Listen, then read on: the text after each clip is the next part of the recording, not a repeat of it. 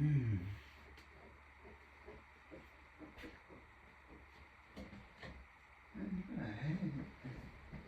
Man, guy.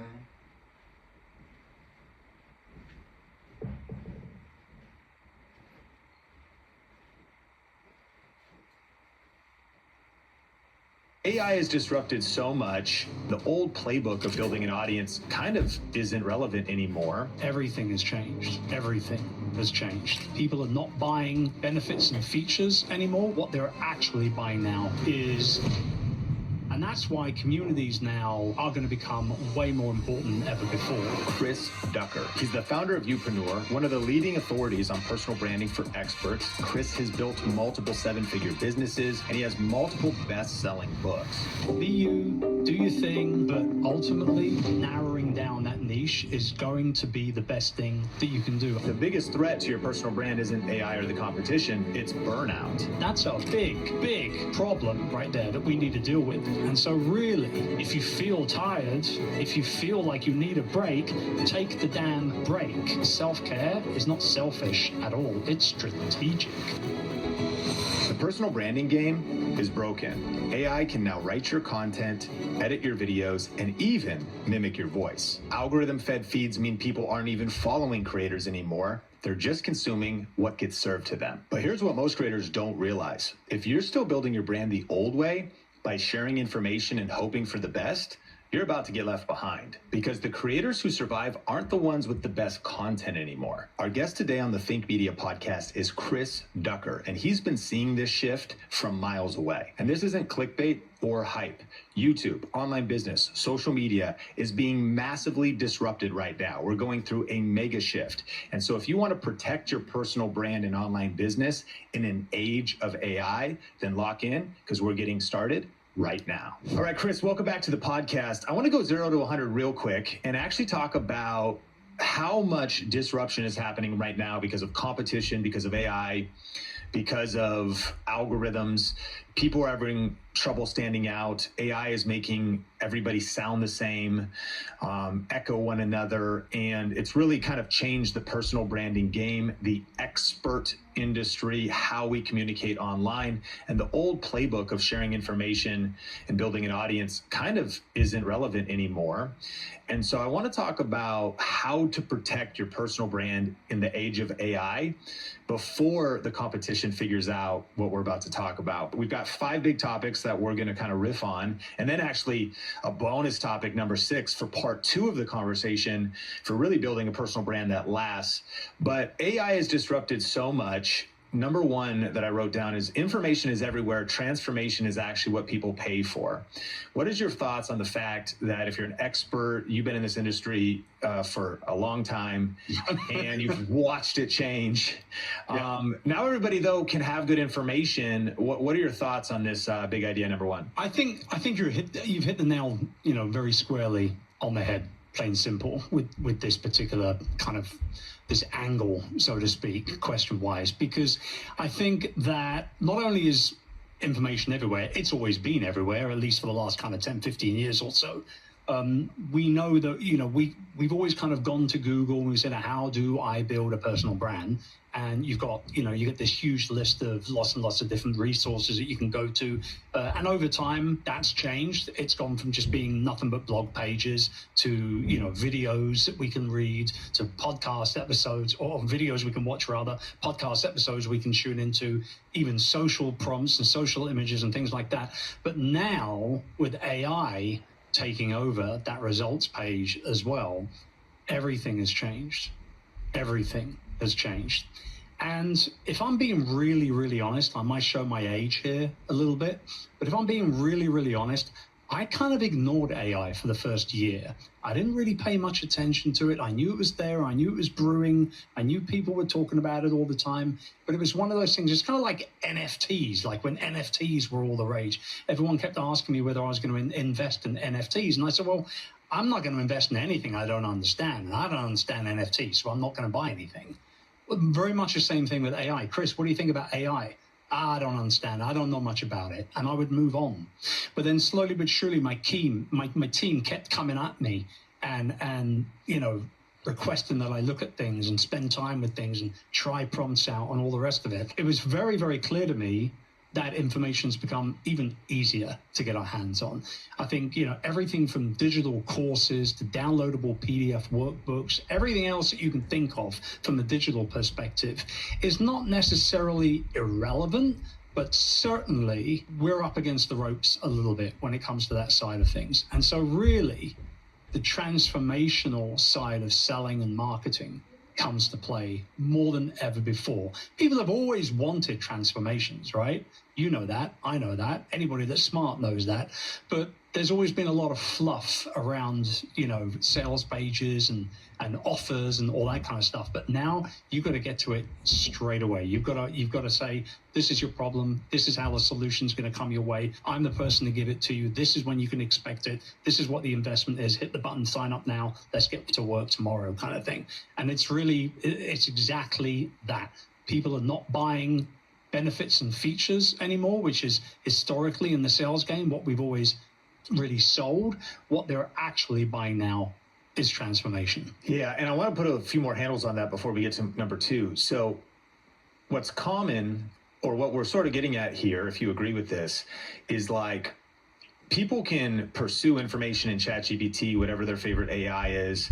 They might get all kinds of different tips and tricks. But what happens to 99% of individuals listening to this, and ourselves included, is like, we might read books, but do we apply them? We might buy a course, but do we apply it? Do we actually get the results? And so the message being, like, if you can become known on your YouTube channel, on your podcast, in the products you deliver, coaching or courses that you deliver, that you ultimately are getting people to a result. A famous example is like, people don't buy, they buy the destination. They buy Hawaii. They buy sitting on the beach and enjoying that beverage. They don't buy TSA PreCheck and the person that has intense body odor they're sitting next to on the airplane, and actually the painful process to get there. But if what you're delivering when people interact with your content, personal brands that will be protected in an age of AI are personal brands and experts that are just known, like, that individual gets people the end result. That person gets the result. And we know that also AI is ultimately insufficient for that, because what some people might be, well, like, I can just watch your stuff, get some information, but yeah, are you getting the experience and the transformation and the mindset and all of that? Is that kind of what you think about this? Maybe even improving our offers. Half our audience would have an offer, but the other half, it's even just their content itself. If you're just a regurgitated list of ChatGPT points, where I could have just got that there, but if the experience with your channel can actually transform me and bring me to the result that I actually want, then that's what is going to help you stand out going forward. Any additional thoughts before number two? Yeah, no, I agree with you 100%. And that's where the community aspect, I know we're going to get to this in a minute, but that's where the community aspect comes into play. People don't just want to have that transformation. They want to have that transformation with other people at the same time. People who are going through a similar thing, or they're on a similar journey, or people that get it, plain and simple.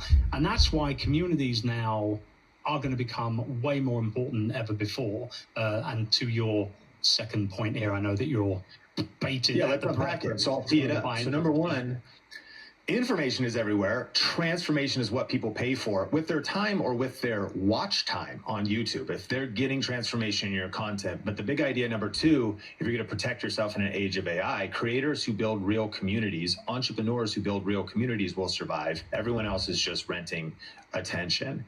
I've noticed, besides expert industry, like we'd be talking about people who are solving specific problems, I think about Bare Performance Nutrition. Nick Bare just came on the Think Media podcast recently, and he sells supplements, but so does everybody. Like when it comes to creatine, protein, what he's built is a movement. What he's built is a community. What he's built is a certain set of values. What he's built is, through social media and YouTube, a collection of individuals who are bought into an ethos, not just, again, into information. So maybe unpack this a little bit and even get tactical, because you've been actually doing this for years, but just algorithm-fed, interest-based content. One of the things that's happening right now, people are subscribing less.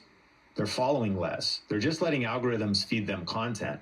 I actually will find myself loving Instagram Reels or YouTube Shorts, and I spend maybe too much time there, but I'm kind of just looking for entertainment. I get a little dopamine hit with a business piece of advice, whatever's coming my way, some viral trends. I'm trying to unpack and unwind. I am not following anybody. I'm just consuming what the algorithm brings me. That's fine. I might forward it. We're not even wanting to follow the creator. We're just, oh, that was so funny. You forward it to a couple friends. There's so much passive consumption. That's the opposite of actually building true connection and active participation. So what are your thoughts on what even a community means going into 2026 and how you've done that? Yeah, I mean, this is why, you've known me for many, many years now, and the importance of building that personal brand has always been at the forefront of my message, right? Like literally from day dot.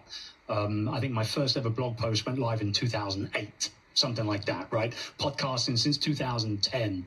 And I can genuinely say to you that this is where leaders of community, or people that want to build community, creators that want to turn into true business people, et cetera, they are now going to have to lean into what truly makes them unique more than ever before. It ain't enough just to say you're the Lego dad who's building Lego on his YouTube channel anymore. You've got to be the Lego dad who's on the YouTube channel building all the Lego sets, but is also doing it with, I don't know, facial tattoos, or with soul music from the 1960s playing in the background all the time. Or you've got to have something that stands out, something that ultimately allows you to market like a magnet. And when I say that, what I mean is at the same time as creating that content, publishing it, even if you're going live, whatever it is, you're being you at all time. This is the key here. You're being you at all time, at the exact same time as attracting the right people to hit that subscribe button and not just thumb through, their feed and skip over you after 3 seconds, but to attract the right people that are actually going to want to be part of your crew, part of your tribe. At the exact same time as that's happening, something pretty marvelous is happening. Something magical is going on. And what's happening is you are ultimately repelling the wrong people away. And that's the beginning of building a true community. So when we opened up the doors of the Youpreneur community in 2015, we had over 200 people join in the first 24 hours. And I attribute much of that very early success to Periscope, because Periscope was all the rage when it was going on. And I remember my first ever scope, as they were called. Man, what a great time that was, Sean. Can we just reflect for a minute? What a great time. But I remember my first ever live scope on Periscope was me with my arm out of a taxi on the Vegas Strip at night, and that was my first scope. But I instantly became addicted because of those darn hearts popping up on the screen. It was that dopamine hit of I'm putting something out into the world and people are loving it. And I went live every single day in the run-up for about 3 to 4 months of the run-up of Youpreneur, when we opened it as a paid membership community, and 200 people joined within 24 hours. I knew that the bulk of those folks came from Periscope. And the reason why is because I was just me. I was being me on Periscope. People joined not necessarily because of the transformation they were going to get at that point, or because of all of the training that they were going to receive. They were joining because of me. Plain and simple. They liked my vibe. They wanted to be part of that tribe. And that's where the community aspect is now going to come into play. At the very forefront of everything is going to be the leader of those communities. Before we go on to number 3, I like this because there's the action item of build a community, but you're saying the foundation of that is this going to be built around you. It's going to be around these distinctives. And if you try to say your distinctive is building Lego sets or teaching marketing or teaching business or teaching DIY homesteading, well, these days you're going to find thousands, if not tens of thousands of competitors. Yeah. So the difference being, well, what are your values and beliefs? What's your vibe? What do you look like? Like you mentioned, like tattoos, that's a real thing. Like if you have like a hard rock edge and tattoos and maybe more of a counterculture indie punk rock vibe, it's gonna be totally different than a classical music Jordan Peterson soundtrack. You're dressed in a 3-piece suit. Age is going to come into it. You're different. So what's interesting is I actually think this is an under talked about aspect of how we.